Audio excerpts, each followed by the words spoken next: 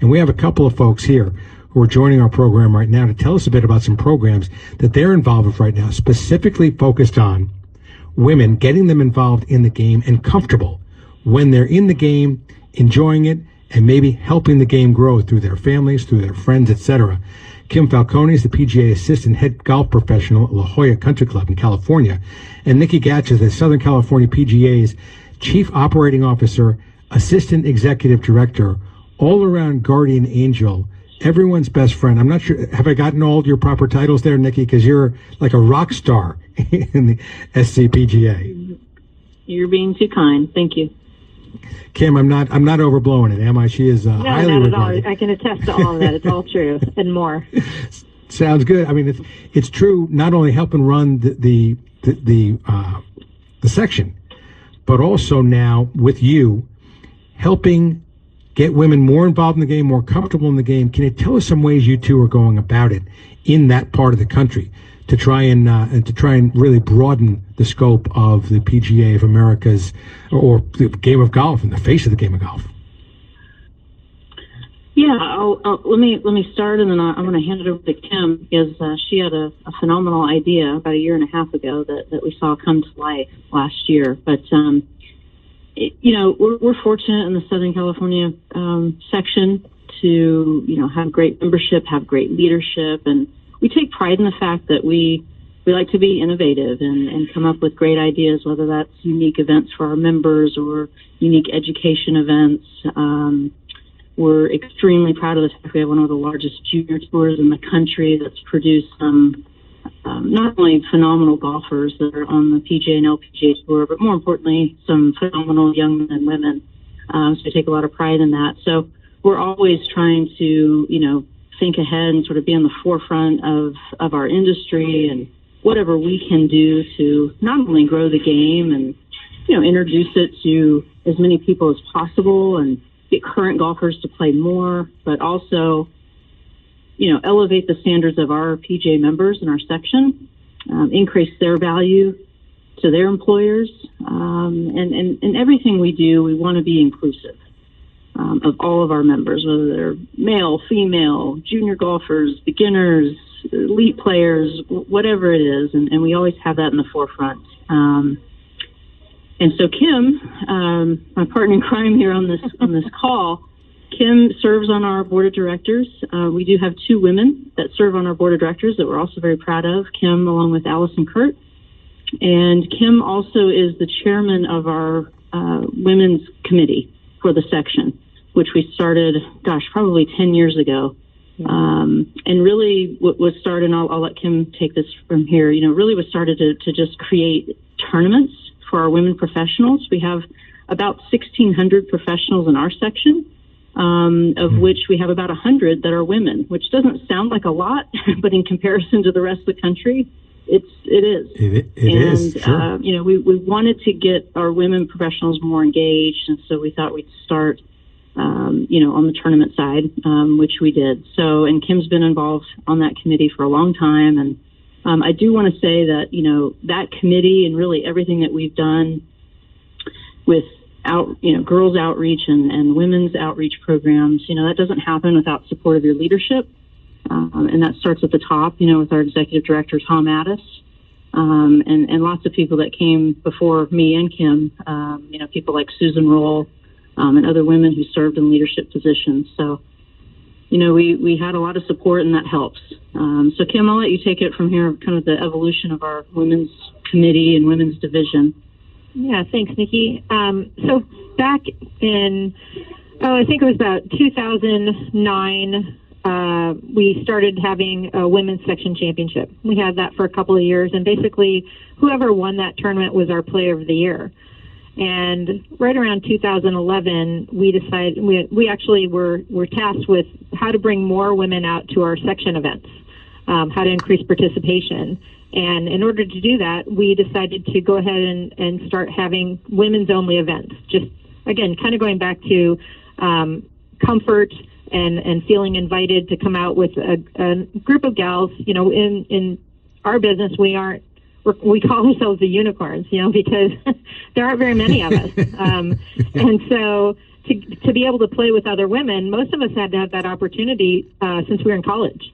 So it was great. It was a great way to start. We just kind of had what we called play dates, where we'd come out and have a small purse, small prizes, and just get the women out playing in addition to that women's section championship. And so we were able to give points for those events and do a player of the year based on not just one tournament, but a series of events. And now, almost 10 years later, we've evolved to where we have 7 events.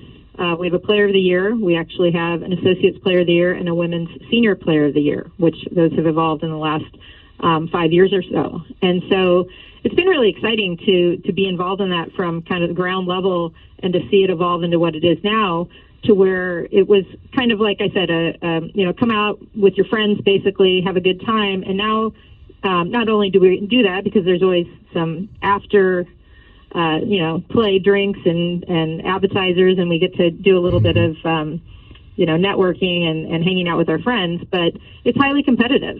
And we also ended up having a women's cup match, which is Southern California professionals playing against our Southern California amateurs.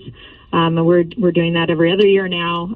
But that's an incentive for our players to get out there and play and try to, maybe they're not going to be the player of the year, but they can try to, qualify for that team. So it's evolved into something I think is really exciting. I came from the Gateway section before I lived here in Southern California, and we did have a player of the year there. So when I moved out here years and years ago, we didn't have anything, and I was kind of shocked actually that I thought moving from the Midwest to California it was going to be much more progressive and things would be a lot different, and I found it really wasn't any different. It's kind of the same throughout the country. So to now see where we've come in the last 10 years, it's actually been really fun to be a part of, and it's inspiring to think, hey, we started with nothing and we've built it to what it is, and people are really enjoying coming out and playing our events. Kim, one quick question might be that when folks take a look at the women's division out in the SC PGA, they may be thinking, okay, that's 100 women who get the opportunity to play in these events, and there's a player of the year and a senior player of the year. That's all great. But how does that grow the game of golf? It does, doesn't it?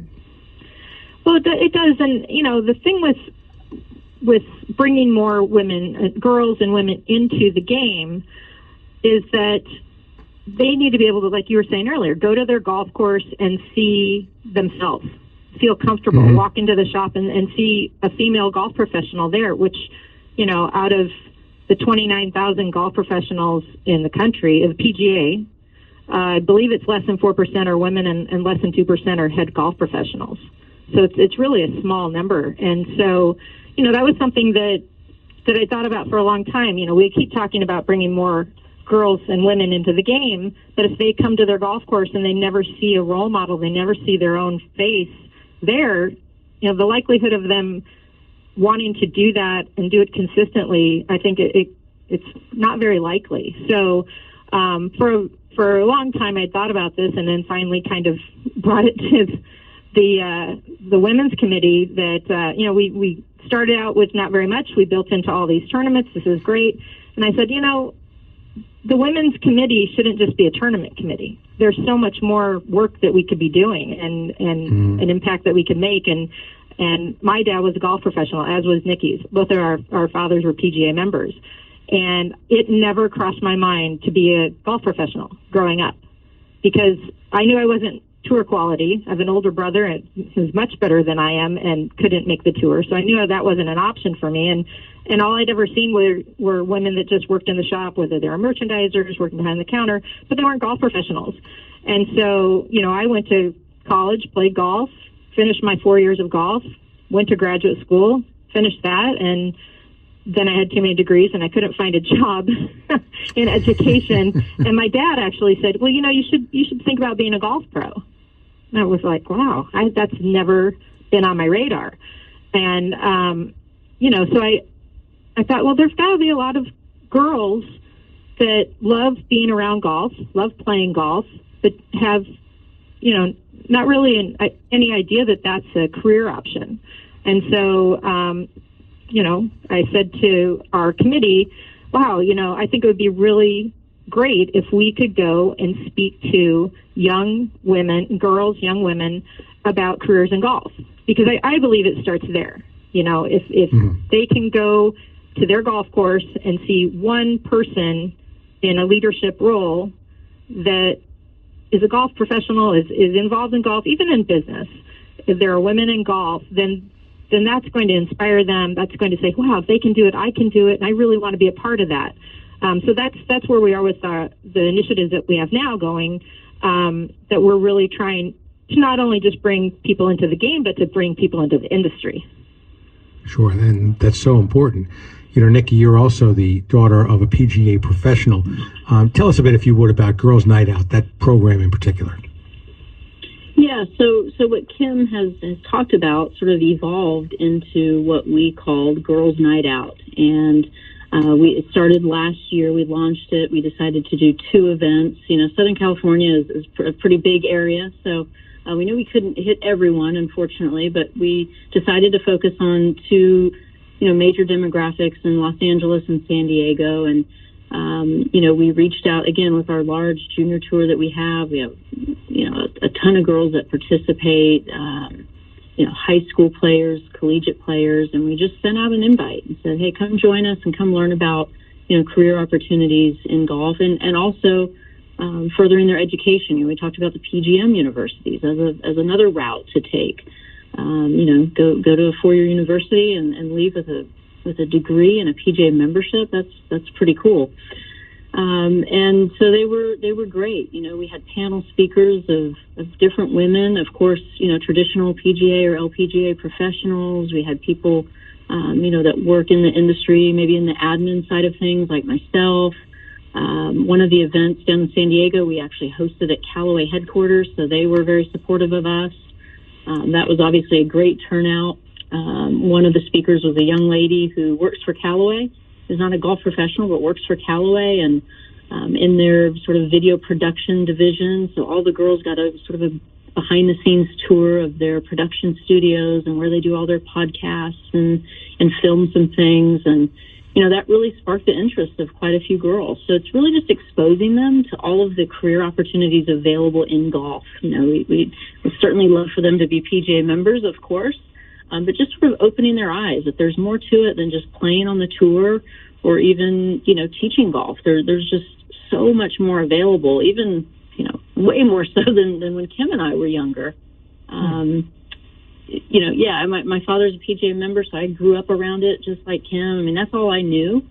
I know that, I've been very fortunate and lucky probably that I've never had a sense of not feeling welcome or not being accepted. And I know I'm the exception to the rule. I know that. I understand that other women in the industry have not been as fortunate as me. So I want to do everything that we can to ensure that everyone has more of the same experience that I did, to where we're all just golfers and we're all golf professionals and we're all in the industry. And so let's work together. So that would be the ultimate, end goal.